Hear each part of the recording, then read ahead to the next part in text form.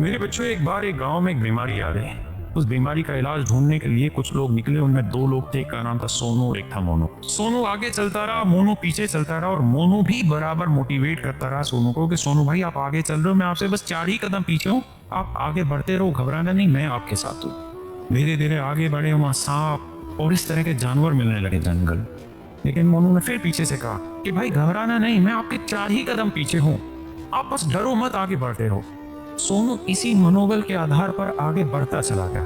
धीरे धीरे बढ़ता रहा, मोनू हर बार मोटिवेट करता रहा। लेकिन मेरे बच्चों, एक वक्त आया जब जंगल बहुत घना हो गया और वहां पे शेर के दहाड़ने की आवाज आई। तो जैसे ही सोनू ने शेर के दहाड़ने की आवाज सुनी, तो सोनू ने पीछे मुड़ के देखा तो मोनू दिखाई ही नहीं दिया। क्यों? क्योंकि मोनू तुरंत पेड़ पर चढ़ गया और पेड़ पर चढ़कर टहनियां हिलाने लगा और टहनियां काट काट के या टहनियां तोड़ तोड़ के सोनू के ऊपर फेंकने लगा। जब शेर सामने आया तो सोनू ने शेर के साथ लड़ाई की।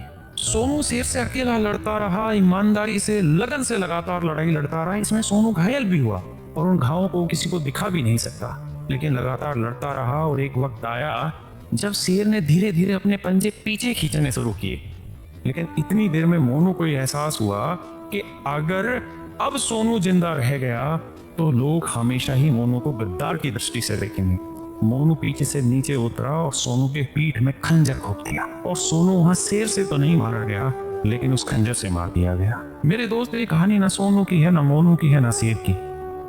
मेरे दोस्तों, सोनू तो मर गया, लेकिन आप अपने सोनू को मरने मत देना। मेरे दोस्तों, ये सोनू कोई और नहीं, आप ही के दो टीचर हैं, नीतू मैम और अभिनय सर। ये वही सोनू है जिन्होंने इतिहास में 8 लड़ाइयां लड़ी हैं और 8 की 8 लड़ाइयां कामयाब की हैं। लेकिन ये शायद कामयाब तब कर पाए 8 लड़ाइयों को जब मोनू नहीं था। और ये शायद भूल गए कि अब एक मोनू बैठा हुआ है। आप जैसे ही 2 कदम आगे बढ़ाएंगे, ये पीछे से पीठ में खंजर घोंपेगा। मेरे दोस्तों, मैं आपको एक कहना चाहता हूं, मैं साबित कर सकता हूं कि अगर 1947 में यूट्यूब होता और ये मोनू होता तो देश को आजाद नहीं होने देता। आप सोच के देखिए, ये वही लेडी है जिसको मैं आयरन लेडी कहता हूं, इसलिए जबकि इन्होंने कईयों बार मेरे खिलाफ बोला है। लेकिन मेरे दोस्तों, जब बड़े युद्ध की बारी हो तो हमेशा विश्वास बड़े योद्धा पर जताया जाता है। आपने देखा इस मुहिम में कोई ऐसी सिंगल वीडियो है जिसमें मैंने ये ना कहा हो कि अभिनय सर और नीतू मैम के मार्गदर्शन में मैं लड़ रहा हूं। आपने अभी भी देखा होगा, नीतू मैम ने वीडियो बना दी, अभिनय सर ने वीडियो बना दी इस कंट्रोवर्सी पे, तब मैं उतरा, क्योंकि मैं इनके मार्गदर्शन पे युद्ध लड़ रहा था। मेरे प्यारे बच्चों, मैंने इस लड़ाई का कभी भी नेतृत्व नहीं किया, ना ही मैंने पीछे की किसी लड़ाई का नेतृत्व किया। ये वो लोग थे जिन्होंने इस लड़ाई को लड़ा और इससे पहले की लड़ाइयों को लड़ा। लेकिन ऐसा क्या हुआ कि इस लड़ाई को ये कामयाब नहीं कर पा रहे हैं? क्यों? क्योंकि जितना ही आगे बढ़ने की सोचते हैं, पीछे कोई पकड़ के खींच लेता है। आप मुझे बताइए, जब हम सरकार से लड़ रहे हैं, हम सरकार से बातें कर रहे हैं, हमारी डिमांड क्या थी 31 जुलाई के प्रोटेस्ट की? आप क्या चाह रहे थे 31 जुलाई को? हमारी मांगे क्या थी? यही तो मांग थी कि हम डीओपीटी मिनिस्टर को जाके अपना अपना दर्द बयां करने जा रहे हैं, अपने बच्चों का दर्द बयां करने जा रहे हैं। और मेरे बच्चे, जब 4 अगस्त को हम उस काम के लिए गए और वहां जाके 1.5-2 घंटे बैठ के अपनी बातें बताई, पहले 1 घंटे पीएस के साथ मीटिंग हुई, फिर हम बाहर आए। उस समय तक ये वादा नहीं था कि हम मिनिस्टर से मिलवाएंगे, लेकिन हमारी मांगे जायज थी। और मेरे बच्चे, इसी वजह से उसी 15 मिनट बाद मेरे नंबर पर फोन आया कि मंत्री जी आपसे मिलना चाहते हैं। मेरे भाई, ऐसा कौन सा गुनाह हो गया कि हम 1.5-2 घंटे एक एक बात वहां पे रखते रहे? ऐसी कौन सी गलती, मुझे आप बताइए, जो आपको लगता है कि सोमवार, सावन के सोमवार के व्रत वाले दिन हम चाय की चुस्की लेने के लिए गए हैं? आपको लगता है कि हमें इन चीजों की जरूरत है? और आप मुझे बताइए, जो 99 रुपए के ऊपर कंट्रोवर्सी खड़ा कर रहे हैं, एक बात बताइए, मैं 1999 के बैच को 20,000 में बेचता तब तो मैं गुनहगार था। लेकिन अगर मैंने सिर्फ 99 रुपए कर दिया, क्योंकि मीडिया में हमें कोचिंग माफिया कहा जाता है, जब हम एडिक्विटी के खिलाफ बोलते हैं तो हमें टीसीएस के स्पोक्स पर्सन बोला जाता है। और मेरे बच्चे, हम खुल के लड़ रहे हैं, हम डर नहीं रहे। आपकी मुहिम को कामयाब किया जाएगा। लेकिन आपको ये कैसे गलतफहमी हो गई कि एक दिन में सब कुछ बदल जाएगा? एक सिंगल वीडियो उठा के मुझे बता दीजिए जिस वीडियो में मैंने मीडिया को बाइट दी और ये ना कहा हो कि हमने अभी नेता से बात की है और नेता की बात का भरोसा नहीं, बात बहुत अच्छी हुई है और बात बैठकर उन्होंने हमारी सुनी है। लेकिन जब तक इन चीजों पर अमल नहीं हो जाता, तब तक हमें किसी भी तरीके का विश्वास नहीं होगा। अब आप देखिए कि स्टेनो के पेपर में क्या गड़बड़ियां होने लग रही है। क्या हमने वीडियो नहीं बनाई? क्या हमने बच्चों की आवाजों को ऊपर नहीं उठाया? मेरे दोस्तों, अब आपसे भी मेरा एक सवाल है, आप मुझे बताइए कि 8 लड़ाइयां ये दोनों टीचर लड़ चुके हैं। इसी नीतू मैडम के नेतृत्व में 2013 में इतना बड़ा आंदोलन चला था जिसकी आप उम्मीद नहीं कर सकते हैं। 2017 का आंदोलन चला। जो ये मोनू है ना, इसका सिलेक्शन भी इनके आंदोलन की वजह से व्यवस्था ठीक हुई उसमें हुआ। लेकिन मेरे दोस्तों, आप भी गलती कर रहे हैं। अगर आप चाहते हैं कि आपके घर से नहीं किसी दूसरे के घर से शहीद भगत सिंह निकले, तो कम से कम आपको पत्थर मारने का हक नहीं था, इस मुहिम को खराब करने का हक नहीं था। एक वीडियो से आप भ्रमित नहीं हो सकते हैं। आपको रीजनिंग का भी पेपर देना है। आपकी तर्क शक्ति का बहुत बड़ा मूल्यांकन था ये। आप कैसे एक थंबनेल से फिर गए? आपने कैसे लॉलीपॉप लॉलीपॉप चिल्ला दिया? अब मुझे इस बात को बताइए कि ये जो मीम्स वायरल हो रहे हैं, आपको कौन सी ऐसी चीज लगी कि आपने ये मीम्स बनवा दिए? और मैं अच्छे से जानता हूं कि आज के समय में बच्चे के पास, बेचारे के पास ठीक सा मोबाइल नहीं होता। उसकी इतनी हिम्मत नहीं है कि वो 10,000 का नया मोबाइल ले ले। वो पुराने मोबाइलों पे क्लास लेता है। वो अपनी गरीबी को जानता है। मेरे दोस्तों, ये मीम कौन बना रहा है? ये प्रॉपर टीने हैं। ये वही मोनू है जो इन कामों को करवा रहा है। जो मेरे बाकी साथी टीचर नाराज हो रहे हैं, एक बात तो बताइए, 31 तारीख को किसको सोफे पे बैठा दिया गया? 31 तारीख को किसने एसी में सफर कर लिया? अरे सबको पता है हम कहाँ थे। मैं रात 4-4 बजे तक होटल में मिलके आया हूँ बिहार के टीचर से। जो जो टीचर दिल्ली में थे उनसे मैं मिल के आया, उनसे हाथ जोड़ के माफी मांगी कि सर हमें पता है, लेकिन मानिए इस बात को कि हमारे पास वक्त नहीं था उस समय पे।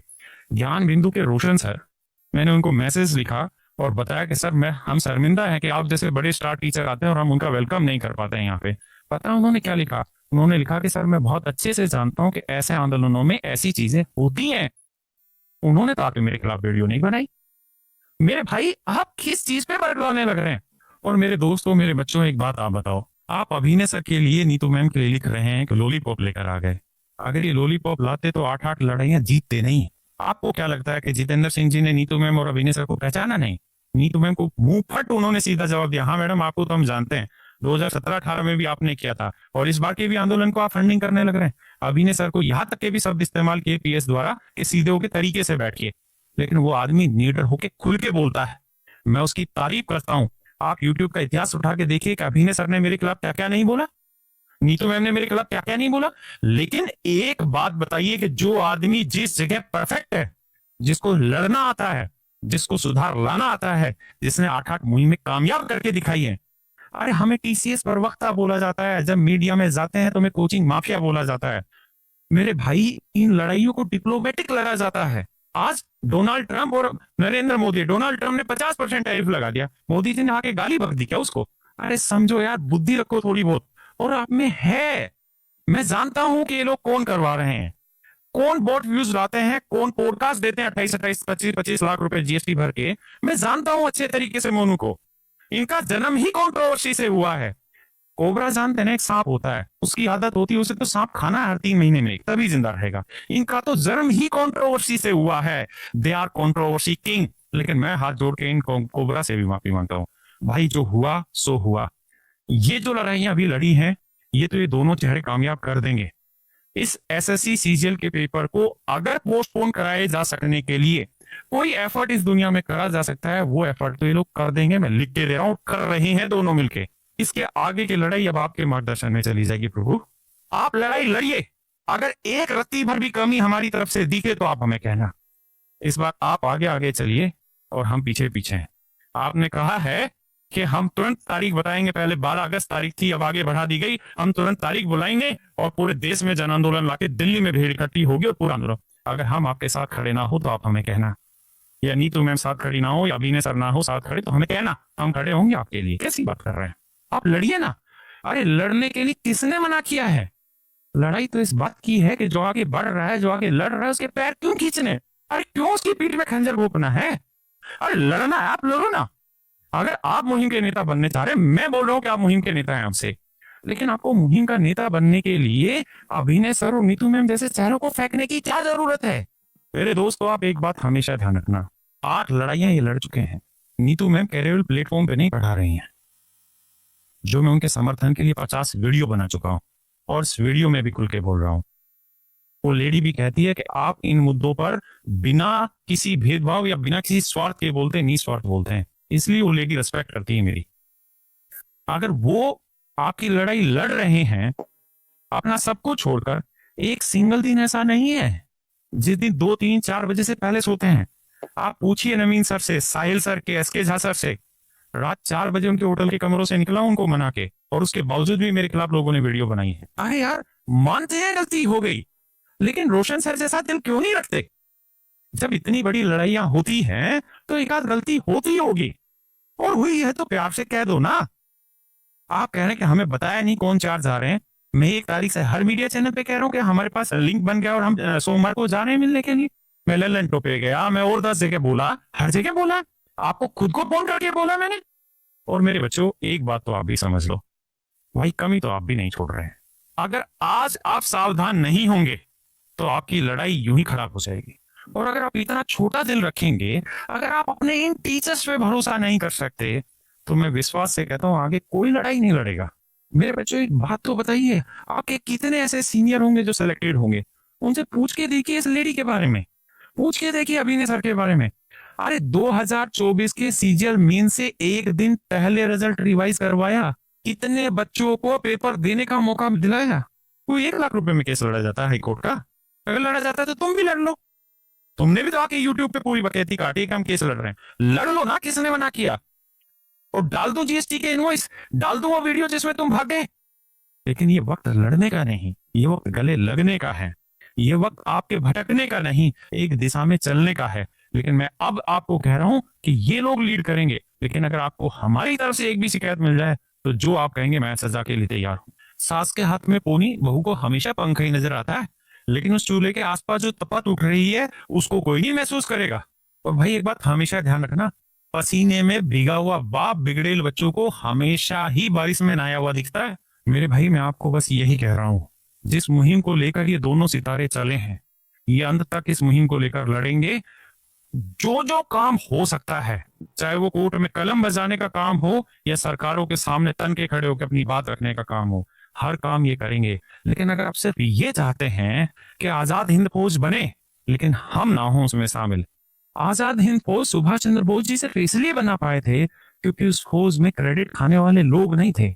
हर कोई उनके साथ आगे बढ़ने के लिए तैयार था।